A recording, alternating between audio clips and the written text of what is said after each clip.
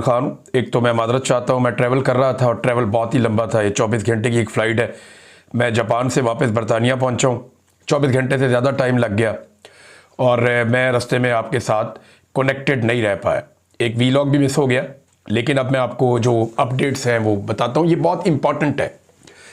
इस वक्त जो बात मैं आपसे करने जा रहा हूँ ये बहुत इंपॉर्टेंट है और इसको आप पल्ले बांध लीजिए, क्योंकि आने वाले दिनों में पाकिस्तान के अंदरूनी और बैरूनी सारे मामलात इसके साथ जुड़कर चलने वाले हैं। नंबर एक, अमरीकी वजीर खारजा मार्को रूबियो ने अभी हाल ही में एक स्टेटमेंट दिया है। अभी चंद घंटे पहले मैं देख रहा था, उन्होंने जो बयान दिया उसमें उन्होंने एक बहुत बड़ा इंकशाफ कर दिया है।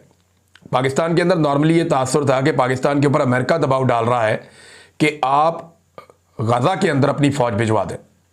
ये तासुर बन रहा था पाकिस्तान के अंदर, बहुत सारे लोग ये बात कर रहे थे, हम भी ये बात कर रहे थे। और है भी यही कि पाकिस्तान की फौज गजा में जानी चाहिए स्टेबलाइजेशन फोर्स के अंदर। ये अमेरिका की ख्वाहिश है और अमेरिका सिर्फ पाकिस्तान की नहीं, बहुत सारे और मुल्कों की भी फौजें ये चाहेगा कि वो गजा में पहुंच जाएं और वो काम करें जो इसराइली नहीं कर पाए, या कम से कम इसराइली मफादात या अमरीकी मफादात। सारी कहानी मैं आपके सामने रख देता हूं कि एक्चुअली होने क्या जा रहा है। लेकिन मार्को रूबियो ने, जो अमरीकी वजीर खारजा हैं, उन्होंने एक बहुत बड़ा इंकशाफ किया। उन्होंने कहा जी, हम पाकिस्तान के शुक्रगुजार हैं कि पाकिस्तान ने गजा के लिए आलमी इस्तेहकाम फोर्स का हिस्सा बनने की पेशकश की और हम इस पेशकश पे गौर कर रहे हैं। अंदाजा कीजिए आप, यानी पाकिस्तान अमेरिका को जाकर कहता है कि आप गजा के अंदर जो फौज भिजवाना चाह रहे हैं, एक आलमी फौज बनाकर, हम उसका हिस्सा बनना चाहते हैं। पाकिस्तान खुद पेशकश कर रहा है। अब दो चीजों पे आपने गौर करना है। एक स्टेटमेंट डोनाल्ड ट्रंप ने दिया और एक स्टेटमेंट दिया मार्को रूबियो ने। डोनाल्ड ट्रंप ने कहा कि शहबाज शरीफ और फील्ड मार्शल आसिम मुनीर, ये दोनों बहुत अच्छे लोग हैं। ये जो भी मैं मंसूबा बना रहा हूं गजा के हवाले से और हमास के खिलाफ या फलस्तीन के हक में, जो भी मंसूबा डोनाल्ड ट्रंप कह रहे हैं मैं बना रहा हूं, जो भी मैं मंसूबा बना रहा हूं, उस मंसूबे में फील्ड मार्शल आसिम मुनीर और शहबाज शरीफ, ये दोनों पहले दिन से मेरे साथ हैं। ये बात किसने की? डोनाल्ड ट्रंप ने। और डोनाल्ड ट्रंप ने कहा कि ये इन दोनों ने मुझे ये बात बताई कि हम पहले दिन से, यानी बिगिनिंग से, हम आपके साथ हैं, शुरू से ही। ट्रंप साहब, ये आसिम मुनीर साहब ने भी कह दिया उनको और शहबाज शरीफ साहब ने भी कह दिया, और ट्रंप ने पूरी दुनिया को बता दिया कि ये दो बंदे मेरे साथ हैं पहले दिन से। अब मंसूबा क्या है वो आगे चल के मैं आपको बताता हूं, लेकिन ट्रंप के मंसूबे में ये दोनों हजरात कह चुके हैं, जनाब हम पहले दिन से आपके साथ हैं। नंबर एक। नंबर दो, अब मार्को रूबियो ये कहता है कि उस मंसूबे के तहत जो फौज जानी है गजा में, उस फौज के अंदर अपनी फौज शामिल करने के लिए पाकिस्तान ने खुद ही पेशकश कर दी है और पाकिस्तान कह रही है हम अपनी फौज भेजना चाह रहे हैं गजा में, हम इस पेशकश पे गौर कर रहे हैं। यह मार्को रूबियो का स्टेटमेंट है। अब दोनों ने पाकिस्तान का एक एक पोल खोल दिया। याद रहे कि आसिम मुनीर और शहबाज शरीफ ने डोनाल्ड ट्रंप के बयान के ऊपर कोई तरदीद जारी नहीं की। उन्होंने यह कभी नहीं कहा कि डोनाल्ड ट्रंप ने झूठ बोला, या हमने डोनाल्ड ट्रंप को यह नहीं कहा कि हम पहले दिन से आपके साथ हैं। ये दोनों बंदों ने इसके ऊपर किसी किस्म की तरदीद नहीं दी। ISPR के DG आए, उन्होंने सियासी प्रेस कॉन्फ्रेंस की, लेकिन इस पर बात नहीं की। शहबाज शरीफ का वजीर इत्तलात से लेकर ऊपर नीचे सारे, किसी ने इसके ऊपर बात नहीं की। यानी डोनाल्ड ट्रंप की इन्होंने खुद ही तस्दीक कर दी। अब मार्को रूबियो के स्टेटमेंट के ऊपर भी क्या पाकिस्तान ये कहेगा कि हमने पेशकश नहीं की, बल्कि हमें यह दरखास्त की गई अमेरिका की जानिब से कि आप अपनी फौज गजा में भिजवा दीजिए आलमी इस्तेहकाम फोर्स का हिस्सा बनने के लिए? देखिए, उन्होंने तो साफ कह दिया, पाकिस्तान ने खुद कहा हम पेश कर रहे हैं अपने फौजी, आपको प्लेट में रख के ले जाएं आप। पाकिस्तान ने खुद पेशकश की है और अभी वो ये कह रहे हैं कि हम इस पेशकश पे सिर्फ गौर कर रहे हैं। ये जनाब मार्को रूबियो का स्टेटमेंट है। अब ये पेशकश है क्या और ये होना क्या है, जरा थोड़ा सा मैं आपके सामने डाटा रखता हूं। नंबर एक तो आप ये ध्यान में रखें कि डोनाल्ड ट्रंप ने व्हाइट हाउस के जरिए से 5 नवंबर 2025 को अपना एक मंसूबा पेश किया था कि जनाब एक्चुअली करना क्या है गजा में। उसके 20 नुकात थे और बड़े अहम नुकात में से एक ये भी था कि वहां पे एक फौज भेजी जाएगी जो फौज मखसूस ड्यूटियां करेगी, यानी हमास को गैर मुसल्लह करेगी, हमास को वहां से निकालेगी, हमास को दहशतगर्द करार दिया जाएगा, उसके खिलाफ कार्रवाई करेगी। फलस्तीन की जानिब से जो हमले होते हैं इसराइल पे, वो इसराइल को हिफाजत भी दी जाएगी। इसराइली सरहदों के तहफ़्फ़ुज़ की जिम्मेदारी भी गजा स्टेबलाइजेशन फोर्स की होगी। अच्छा, इसके ऊपर जो है ये मंसूबा उनका आया 5 नवंबर को।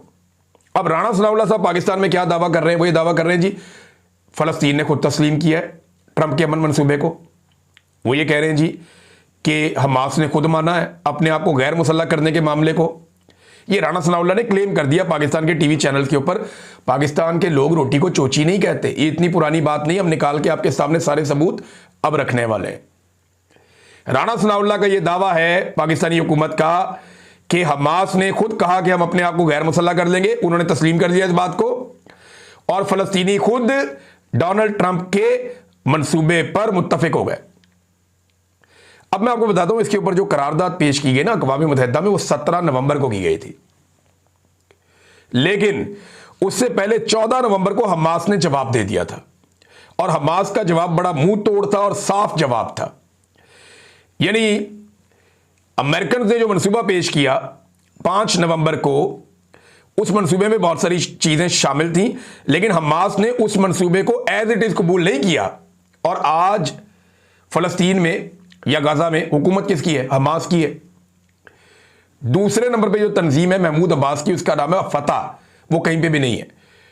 अस्पतालों का कंट्रोल हो, इंतजामिया का कंट्रोल हो, हुकूमती इदारों का कंट्रोल हो, जितना भी शहरों का कंट्रोल है, हर चीज का कंट्रोल मुकम्मल तौर पे हमास के पास है। और जो एक सर्वे हुआ इसी साल अक्टूबर 2025 में, एक सर्वे हुआ बड़ा वसी, और उसकी रिपोर्ट के मुताबिक हमास की मकबूलियत इस वक्त फलस्तीन में सबसे ज्यादा है, और नंबर 1 पे हमास है, नंबर 2 पे फतह है, और हालिया सर्वे के मुताबिक हमास की मकबूलियत फतह से दुगनी है।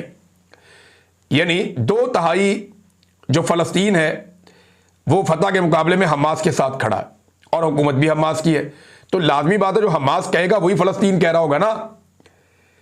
अब आप कागजों के अंदर लिख देंगे जनाब महमूद अब्बास साहब जो है वो मालिक है, तो वो मालिक तो नहीं बन जाएंगे। मालिक तो वही होगा जिसके बाद इक्तदार होगा, जिसके बाद अवामी सपोर्ट होगी। तो अवामी सपोर्ट जो है वो हमास के पास है। ये अक्टूबर 2025 की रिपोर्ट है उसके मुताबिक, यानी आज से 2 महीने पहले तक। और ये जंगबंदी के बाद की बातें मैं आपको बता रहा हूं। इतनी लड़ाई और इतने नुकसान के बाद भी फलस्तीनी हमास के साथ ज्यादा बड़ी तादाद में खड़े हैं। हमास ने जिन बातों पे इत्तफाक किया था डोनाल्ड ट्रंप के मंसूबे में, उसमें 2 चीजें थी। नंबर 1 यरगमालियों की रिहाई की जाए, नंबर 2 जंगबंदी की जाए। ये 2 चीजों के ऊपर उन्होंने कहा जी फौरी जंगबंदी कर दें मुस्तकिल तौर पे, और यरगमालियों को छोड़ा जाए। आप हमारे कैदी छोड़े, हम आपके कैदी छोड़ते हैं। ये चीजें हमास ने मान ली थी। जिन चीजों को हमास ने नहीं माना था वो कौन सी थी? जिस पे राणा सनाउल्लाह साहब कह रहे हैं ना कि वो कह रहे हथियार भी दे देंगे, वो कह रहे हुकूमत भी खत्म कर देंगे, वो कह रहे जी चीजें हम मानेंगे और इसके लिए हम अपनी फौज वहां भिजवाना चाहते हैं, राणा सनाउल्लाह साहब कह रहे हैं, या इसहाक डार साहब आज कह रहे हैं। अब ये लोग हुकूमत इस तरफ चल पड़ी है ना। तो मैं याद दिलाता हूं कि 14 तारीख को यानी 5 नवंबर को ट्रंप का मंसूबा आता है, 14 नवंबर को हमास का जवाब आता है। हमास ने कहा कि हथियार डालने की शर्त हम नहीं मानते। नंबर 2 उन्होंने कहा जी इख्तियार छोड़ने की शर्त भी हम नहीं मानते।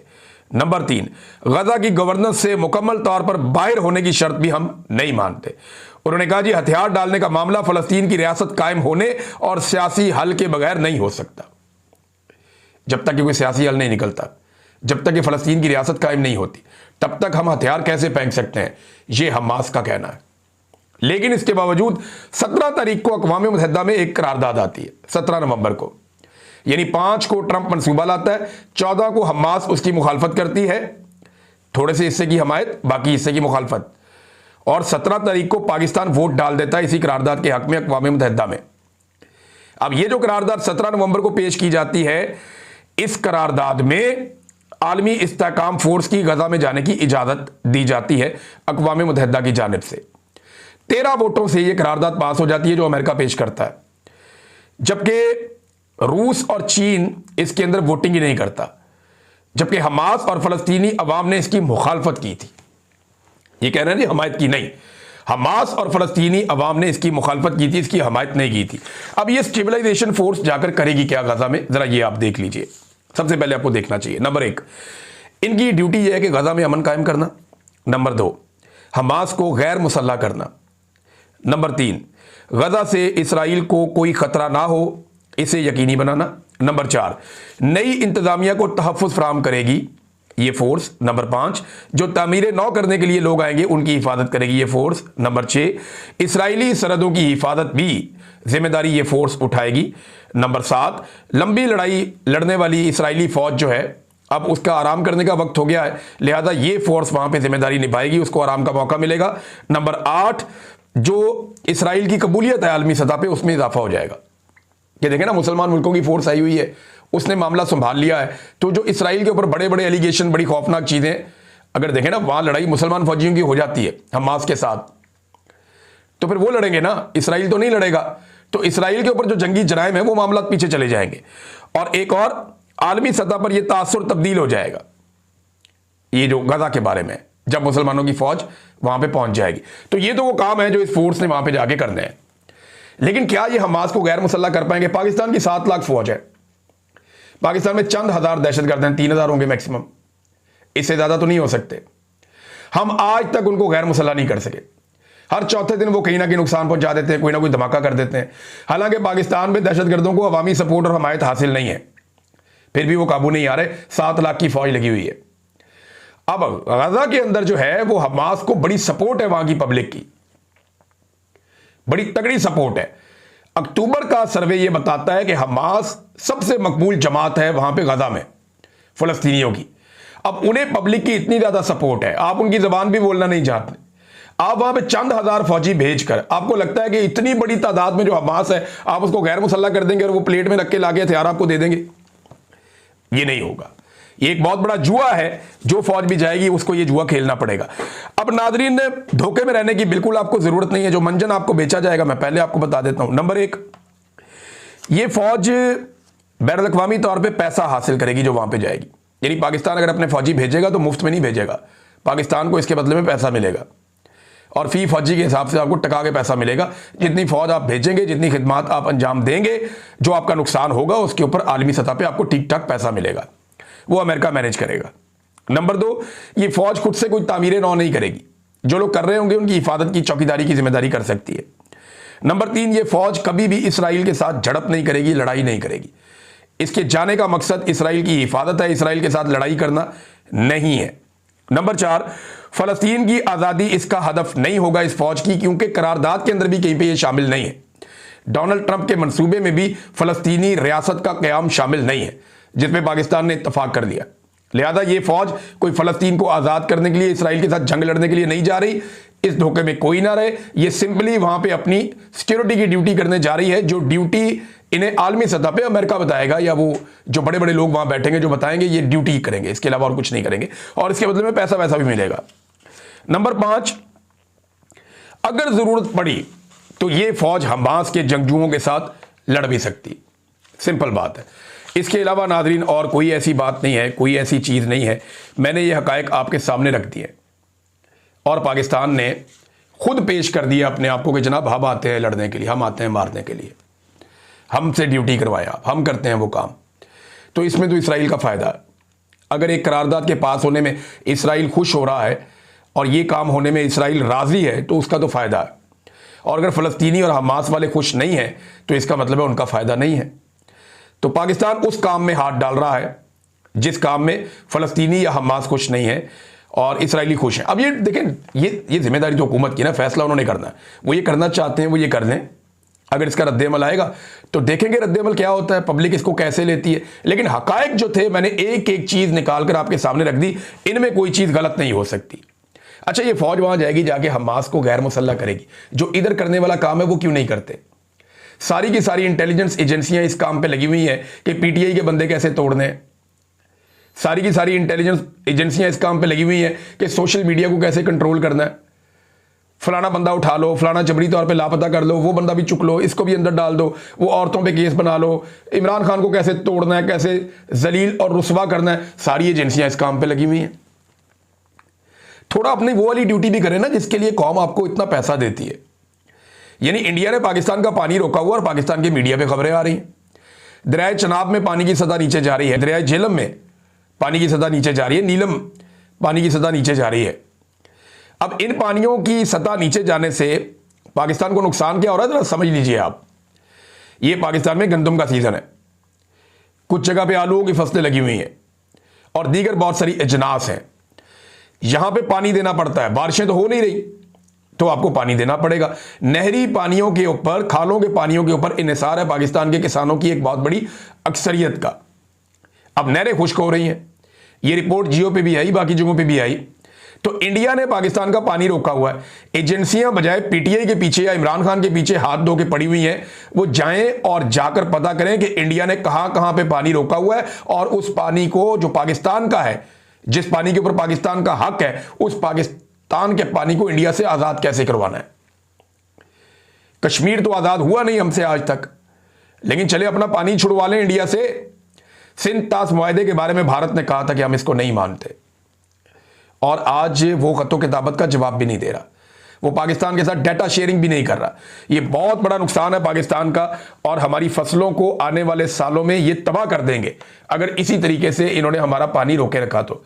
जब सैलाब आते हैं, पानी ज्यादा आता है, तो ये सारा पानी छोड़ देते हैं, इजाफी पानी छोड़ते हैं पाकिस्तान के अंदर, खड़ी फसलें तबाह कर देते हैं। और जब पानी की किल्लत होती है या बारिशें कम होती हैं तो ये हमारा सारा पानी रोक लेते हैं डैमों के अंदर, और जो थोड़ा बहुत फ्लो आ रहा होता है, हमारे किसान अपनी फसलें उगाते हैं, वो भी रोक लेते हैं। एजेंसियों को इधर जाना चाहिए, ये हमास को जाके गैर मुसल्ला बाद में कर लें, पहले पाकिस्तान का पानी इंडिया से छुड़वा लें, जो करने वाला काम है। अब तो फील्ड मार्शल का ओहदा भी है आसिम मुनीर साहब के पास, उन्हें फौरी तौर पे ये काम करना चाहिए, क्योंकि इसके बगैर पाकिस्तान को बड़ा शदीद नुकसान हो जाएगा।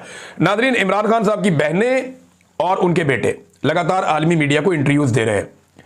इमरान खान की बहन अलीमा खानम ने कैटी हॉल पर शो में शिरकत की, वहाँ उन्होंने काफ़ी बातें की। उन्होंने बताया जी कि इमरान खान को जब वो रूस गए तो वो सस्ता तेल और गंदम लेना चाहते थे, लेकिन फिर उन्हें निकाल दिया गया, रजीम चेंज किया गया, लोगों ने उसके ऊपर बड़ा रद्द-ए-अमल दिया, वहाँ से एक तहरीक खड़ी हो गई।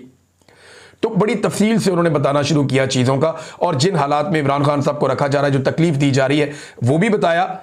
और इमरान खान साहब जो पैगाम बाहर भिजवाना चाहते हैं, वो क्यों उनको ये तरीकाकार अडॉप्ट करना पड़ा, ये भी उन्होंने बताया।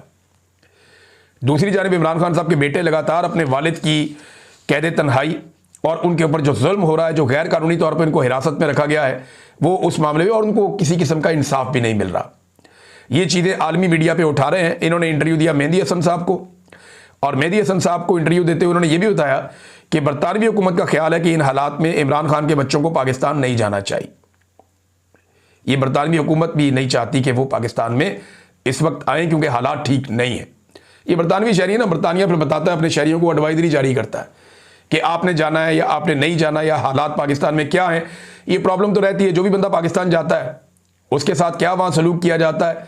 ये बहुत सारे बंदों ने हमें आकर बताया कि जनाब हमारे साथ तो ये कुछ हुआ पाकिस्तान में। तो आलमी मीडिया पे ये लोग आवाज़ें उठा रहे हैं, और इन आवाज़ों से असर पैदा होगा। ऐसा नहीं है कि ये ऐसे ही वो बेचारे हवा में तीर चला रहे, नहीं, वो अपनी पूरी कोशिश कर रहे हैं। इमरान खान साहब की फैमिली, वो अपना पूरा जोर लगा रहे हैं। ओवरसीज पाकिस्तानियों ने भी जोर लगाना शुरू किया। मैं कुछ नौजवानों को यूरोप में देख रहा था जिन्होंने कॉन्फ्रेंस भी करवाई थी सोशल मीडिया की, अलादीन वगैरह और बाकी और दोस्त हैं वहाँ पे, काफ़ी सारे अच्छे नौजवान हैं, बड़े एनर्जेटिक लोग हैं। यहाँ पे बरतानिया में एक नौजवान है मुआज, ये सारे भाग दौड़ कर रहे हैं। जो पुराने लोग हैं, सज्जाद बरकी साहब हैं, ये क्योंकि सारी ओवरसीज पाकिस्तानियों को देखते हो, पाकिस्तान तहरीक-ए-इंसाफ दोबारा से अपने आप को रीअलाइन कर रही है। इन्होंने ये भी फैसला किया कि हर मंगल वाले दिन जब इमरान खान साहब की बहनें जाएंगी मुलाकात करने के लिए, हम इन मुल्कों में धरने देंगे और बैठ जाएंगे कि जनाब इंसाफ फराहम किया जाए, इमरान खान साहब की मुलाकातें खोली जाएं। तो ये बड़ा पॉजिटिव है कि पाकिस्तान तहरीक-ए-इंसाफ ने दोबारा से जो ओवरसीज चैप्टर है अपना, उसको रीअलाइन किया है कि मिलजुल कर दोबारा से काम करते हैं। दूसरी जानिब पाकिस्तान के अंदर भी दबाव बढ़ाया जा रहा है। तहरीक तहफ़्फ़ुज़ आईन पाकिस्तान, उन्होंने आज कौमी कॉन्फ्रेंस आज से शुरू हो रही है, आज चलेगी, कल चलेगी, 2 दिनों में। महमूद खान अचकज़ई उसकी सदारत करेंगे, और ये जुल्म के खिलाफ इज्तिमाई दानिश से राह निजात, इकट्ठे होंगे, बैठेंगे, मिलकर फैसला करेंगे और एक दूसरे के साथ मिलकर मसाइल का हल निकालेंगे। फिर तहरीक तो आपको चलानी पड़ेगी। देखिए, डिक्टेटर कभी भी डायलॉग के जरिए नहीं गया। अगर किसी को लगता है कि डिक्टेटर के साथ डायलॉग किए जा सकते हैं, तो डिक्टेटर सबसे पहले अपनी कुर्सी बचाता है, अपने इक़्तिदार और अपनी ताकत को बचाता है, अपने आप को मजबूत करता है, और उसके बाद अपने खाने में से जो बची हुई हड्डियां हैं वो बाकियों के आगे डालता है कि ये खा लो। डिक्टेटर हमेशा सड़कों के जरिए से ही घर जाता है तो जाता है, ताकत के जरिए से घर जाता है तो जाता है। डिक्टेटर कभी भी बगैर ताकत के घर नहीं जाता, वो डायलॉग से कभी बात नहीं मानता। आप देख लें, जितने डिक्टेटर गए ताकत के जरिए ही गए, अपनी मर्जी से तो कोई छोड़कर कभी नहीं गया और ना कोई जाता है। अब जो लोग कह रहे थे कि जी कोई गेम बन रही है वहाँ कोट लखपत जेल के अंदर से आपको अच्छी खबरें आएंगी, कोई मुज़ाकरात चल रहे हैं, अंसार अब्बासी साहब ने खबर भी दी। अब ये लोग ये बातें करते रहते हैं, लेकिन आप ये देखें ना कि कल लाहौर की अदालत ने यास्मीन राशिद साहबा को, महमूद रशीद साहब को, उमर चीमा साहब को, एजाज चौधरी साहब को, दीगर कुछ 4 लोग और हैं, अब्दुल्ला साहब हैं, दूसरे लोग हैं, इन्हें 10-10 साल की सजाएं दे दी। खिड़की तोड़ी, शीशा तोड़ा, 10-10 साल की सजाएं इनको दे दी 9 मई में। तो ये निज़ाम कोई रुजू करने वाला है या इस निज़ाम को कोई गुंजाइश पैदा करनी है पाकिस्तान को आगे निकालने के लिए? सवाल ही पैदा नहीं होता। ये अपना जुल्म और बर्बरियत बढ़ाते चले जाएंगे, बढ़ाते चले जाएंगे। लिहाजा जिसको उम्मीद है ना कि मुज़ाकरात के ज़रिए से, बातचीत के ज़रिए से ये कोई रास्ता निकालेंगे, तो इमरान खान ने बहुत पहले ये कह दिया था कि आसिम मुनीर, उनको एक तो ज़हनी मरीज़ कहते हैं, दूसरा उन्होंने कहा था ये अपने इक़्तिदार के लिए किसी भी लेवल तक जाएगा। तो अब इक़्तिदार तो उन्हें मिल गया है और अब वो किसी भी लेवल तक जा सकते हैं।